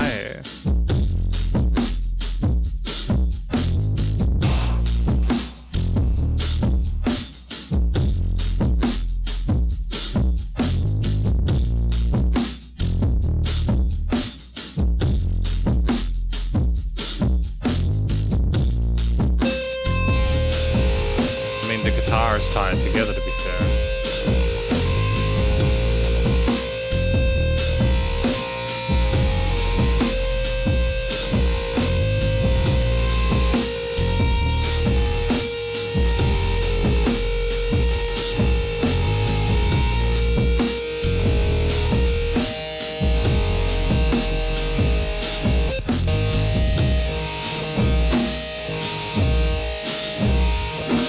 You've recorded those drums, haven't you?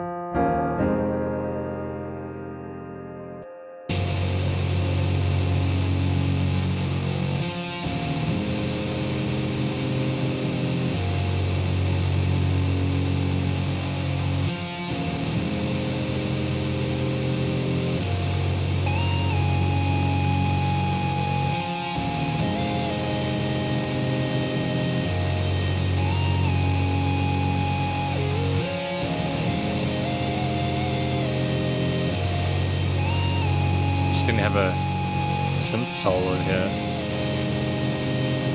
Grace the pitch wheel.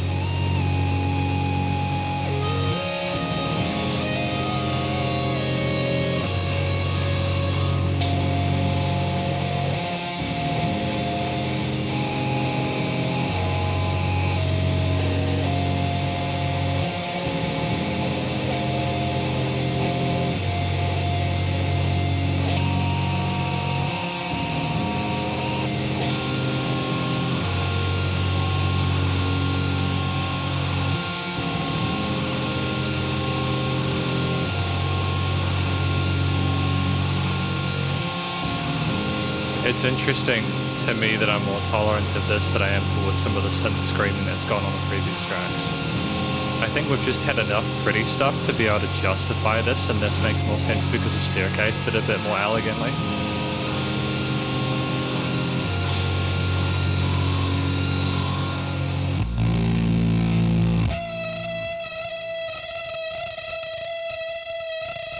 It just pushes against the head and against the eardrums.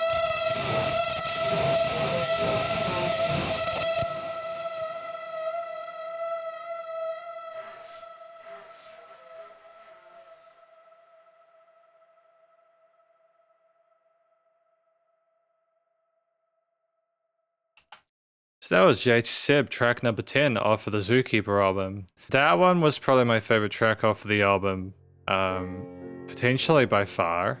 It's not that the other songs were lacking in things to appreciate. It's just more that I think I could follow along to this one a bit more easily. It was almost like a carrot after 9 sticks. There weren't vocals to this one, but I think it was more the story that was being told here, where after maybe the Melancholy Broth, we just wanted to make something a little bit more flavorful here. And the glowing textures of the various keys and synth layers and guitar elements as they were boisterously came in like around the mid-third. It's just so lush and wondrous in comparison to a lot of the either indifference or sort of like uncertainty we've had prior. You hear these key takes and delay and reverb tails, and they just sound so delicate and fragile and ice-like snow falling from the sky. And there's like a bass resonance there with the low end, but it's in tune and not sort of like things are working together. And even if there are reverse takes and other bits of modulation there, it's still easy to kind of like get behind and appreciate from a long form perspective. It's just a nice sort of first section to it. You know, there's enough adjustment of different rhythms there and within the individual passages to keep it compelling. There's an overall legato feel with the smoothness and the ringing of things. And we play some interesting chords outside of the triads and stuff like that, but it's just neat. It's just neat. It's just bright and refreshing and cheerful. It doesn't stay that way forever. You do have sizzle of those distorted guitars when they come in, and they do highlight certain notes that have been put forward by prior instruments, but in a way which is a lot more aggressive. But at the same time, there's nuance because they are in tune with each other. Even when the drums come in, there's that kind of like prophetic bit crushing and just kind of like just annihilation to that tone. The guitars come in that have been previously instantiated and provide that additional bit of context there for the listener to understand that it's still connected to that initial part. Even when you slow down the drums there, you've had so much wacky stuff happen before in the album that you tolerate it easily because of what you've been previously exposed to. As you get to that end part there, where you have the varying sort of like distorted guitar riffs there sizzling away in the ether, you have that cute little synth lead that has lots of little kind of hammer-ons and pull-offs and fun slidey bits and stuff like that, and it's just charming to listen to. There's a lot of pretty sort of like the overall harmony is gorgeous. There's a sweetness to it, even as the feedback permeates some of the elements within that last minute or so. It's not too oppressive or abrasive. I mean, to be fair, that last part around the 9 minute does get a little bit sort of like tenuous, but aside from that, that's just kind of on brand. I know I said around the 4 minute mark that I didn't think would change things, and clearly we did. And the ending is just like the presumption that we wouldn't have a nice clean finish, but at the same time, I do nonetheless appreciate that we tried to make something a bit more straightforward within this part of the album, especially when we didn't necessarily need to. You know, there's no reason for I.AP to have not made more music like the previous 9, even though there was a lot of differentiation between those. The stylization of the different instruments, such as the distortion and heavy compression on the drums, the fun sort of synthy guitar leads we had in the solo section at the end with like a dedicated solo section on top of the different sort of guitar patterns and stuff, and the way that everything was very present in the mix was great. The gentle, less like common use of some of those noisy textures there added a further sense of musicality to the piece without making it seem more sort of ironically performative. I just think having a lack of percussion for the first half of the track allowed you to really appreciate it when the kit did come in. It just shows that I.AP is clearly, you know, able to do a wide variety of different styles of music. It's just more that they appreciate the extreme stuff. But they kind of also, I think, knew that for the last song on the album, maybe they needed to kind of let the listener come down from what had previously been put forward. So they put something a little bit more sort of palatable up there. I feel like we've seen a lot of different sides of I.AP today. We're going to talk about these tracks more in the conclusion.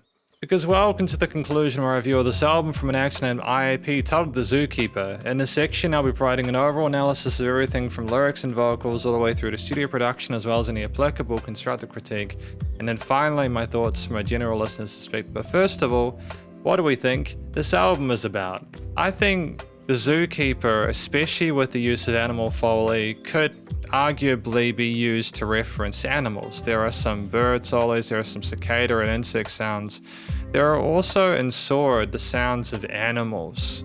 There is moaning and groaning and screaming, same with Gallow. There are also some human being takes in there. Maybe humans are part of the zoo as well. Maybe the Zookeeper is all the different animals that are the tracks within it. Maybe this is the zoo and we are part of it. It's a kind of a surreal experience listening through this album. These 10 tracks are very different. A lot of them are very long, and this is not going to be an album for everyone. I've spoken about these tracks individually within their mini conclusions, so I'm not going to be too specific to one or the other. These are my overall thoughts based on what I've heard today. But with a lack of vocals aside from some like lady takes in the D minor song, the Armin vocal parts in Amerasdogsida, Cider, if I'm not mistaken, it's very sparse, and I think that just kind of, I mean, there were some spoken parts in Nine Little Midgets as well. It's just very sparse. We're not trying to be too on the nose with leading the listener, telling stories or anything like that. It's very much a kind of a situation where it's more saying you can make up your own mind about it. It's to the extent where it's avant-garde enough that I honestly had no real idea what to make of certain tracks.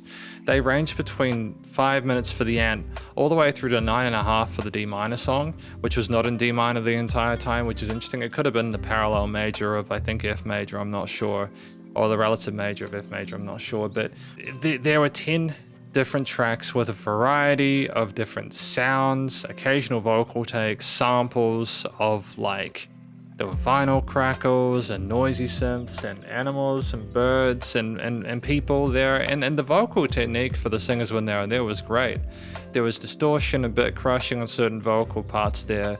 It was very clearly, very personal to I.AP. It was what they wanted to do as a musician. It was exclusively their modus operandi, so to speak, which is how it should be when you're making music. It's uncompromising to an extent that I hear very rarely within these music reviews. There are some parts where it's incredibly sweet. The Ant starts with some interesting sort of like extended arpeggios there that oscillate between two different positions there. And for a lot of people, that would be very sort of like charming to listen to. Melancholy, Broth is the same. A lot of these tracks start with some really pretty elements there. There are some fingerpick guitar elements in parts. The first, like 3 minutes or 4 minutes of JTseB is beautiful with those keys. But then there are also some elements where the synth basses or the rises or the noisy synths, they roar. The guitars are breaking your eardrums in. The bass is ferocious. There are some deliberately distorted 808s and sub and bass instruments there that are just feral in how feisty they are. The drum kits that we have a mixture of acoustic and sort of like digital elements there. There was a song where it had a mixture of different sort of like electronics. A few of the tracks had a mixture of different electronic acoustics. Like the Ant just had a couple of bass drums and then a whole bunch of cymbals.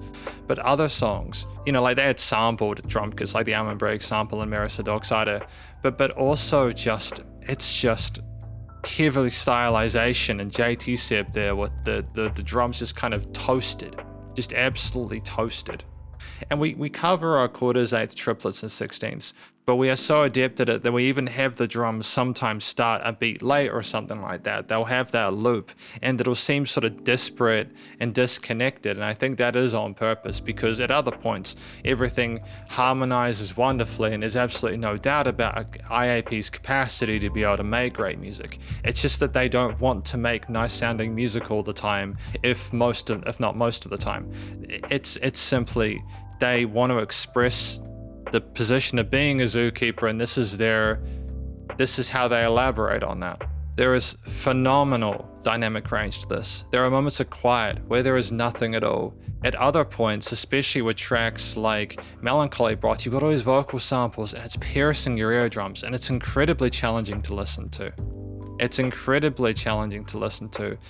Sword, with the screaming elements at the end there with the animals and stuff like that, it will challenge you. It is not an album where it is pleasant to listen to. It'll mess with you. It'll kind of kick your teeth in, as I've said a few times, and you have to be prepared for that. the end is a little taste of it. But if you start on a later track, you might have a bit of a confusing time, and that's totally normal and reasonable, because again, this is not going to be an album for everyone. Nonetheless, I mean, I'm not even sure if this is an album for myself. I can appreciate something whilst not necessarily having enjoyed it. Sometimes I listen to albums and they've just been challenging enough that I feel like I don't feel better off after listening through it.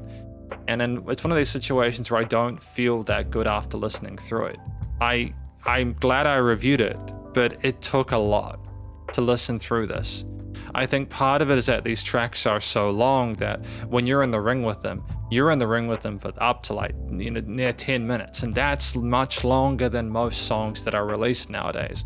And it's just that unflinching, uncompromising dedication to simply trying to make the music that I.AP wants. You know, what else do you say about the way it's written? It's chapterized. There are some songs such as July, where there's a very simple motif that's repeated for like 5 minutes outside of occasional cymbal shimmers and vinyl crackle. Other ones are just completely maniacal and all over the place. Just completely wacky and crazy. It's just a mixed bag. You don't know what you're going to get. It's an experiment in the listener's attention. And I feel like it's kind of like the Dark Souls of music. But at the same time, I appreciate that we had some nice sounding stuff in there. We had some pretty beautiful sort of mid to upper range key stuff and synths and guitar elements and fingerstyle parts there. The drum groove sounded great, and I appreciated some of those bass lines. And the Foley with the insects was cool, and so were some of the vocal parts there. I'm not sure how deliberate they were with the wording indicating more of the flow of it, but ultimately it's just an intriguing album nonetheless. Thematically, very few songs had a core dedicated theme. If they were, they are extensions or minor oriented. Ultimately, you know, like, to be fair, I think maybe JTseB had some major leading elements there. It wasn't trying to be too dreary or down to the dumps. Studio production wise, I have to admit, it's wonderful. They clearly understand their post. The levels of the vocals, guitar, brass, I didn't mention the brass, the strings, the drums, bass, all the different elements fit nicely within the frequency spectrum. There were resonant frequencies, and they were clearly deliberate. Stereo field, music's around you in the headphones. Sometimes these synths just rose like that or up there. Other times the cauldron went from this to left in the Melancholy track. You're just gonna have to listen for it yourself to really sort of understand the nuances there. You could hear everything clearly.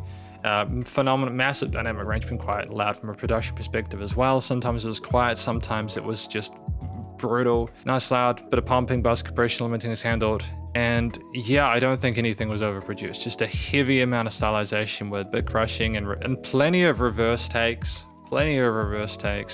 Hugely personal to I.AP. Great use of sampling with certain components, vinyl crackle, etc. Stylization, heaps of filtering of certain elements to make them very sort of personal to what they wanted to paint with their brushes. In terms of applicable constructive critique, it's difficult because I know that everything in here was deliberate. For what it is, I think it's absolutely fine. From a general listener's perspective, I don't think I necessarily learned as much about I.AP from the Zookeeper as I was maybe meant to have learned. All I know is that if I listen to an album from I.AP, it's probably going to be one of the more intense experiences I have as a music reviewer. And I think it's good ultimately as a sometimes thing. I think this is not the track you'd listen to every day. It's a track you'd listen to maybe once or twice a year, and you just kind of get through it, and you'd appreciate your worldview being expanded a little bit, and then you just have a nap afterwards, which is what I'm planning to do. I'm gonna have a nap after this. Ultimately though, again, I think there's a lot of really cool individual ideas here, and I think it's great to feel, I'm glad that I listened through it. I'm glad that I stuck it out till the end there. It was neat. Thank you for watching my review of this album from an act named I.AP, titled The Zookeeper. Hopefully you enjoyed it. If you did, please go show them some love via their various social medias and a Spotify page, and stay cool and stay safe, and please remember to support your local musicians and artists at this point in time, as you need to help more than ever to the crazy stuff going on in the world, and I'll catch you in the next SB Reacts. Spiderhands out.